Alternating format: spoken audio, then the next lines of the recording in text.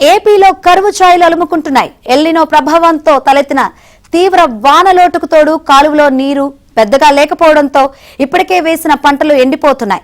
June 1 నుంచి ఇప్పటి వరకు 55.9% వర్షపాతం లోటు ఏర్పడడం పరిస్థితి తీవ్రతను తెలియజేస్తోంది. ఏపీలోని 28 జిల్లాల్లో ఏకంగా 21% వానలోటులో ఉన్నాయి. మొత్తం 249 మండలాలు తీవ్ర లోటు, 359 మండలాలు మోస్తరు లోటులో ఉన్నాయి.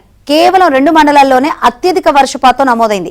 రాయలసీమతో పాటు ఉత్తరాంధ్ర, ఉత్తర, దక్షిణ కోస్తా ప్రాంతాలు వర్షాభావంతోనే ఉన్నాయి. ఖరీఫ్ సీజన్ కింద వేసిన పంటలు ఎండుముఖం పట్టాయి.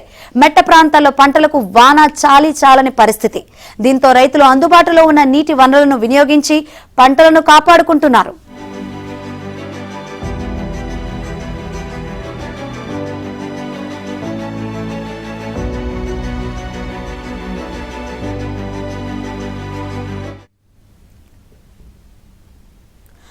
రుతుపవన వర్షాలు చాలా తక్కువగా కురవడంతో పాటు వేసవికి కొనసాగింపుగా గడిచిన 50 రోజుల్లో ఎక్కువ రోజులు పొడి వాతావరణం, ఎండ తీవ్రత కొనసాగుతుంది. దీంతో భూగర్భ జలాలు కూడా పెద్దగా వృద్ధి చెందలేదని అధికారులు చెబుతున్నారు.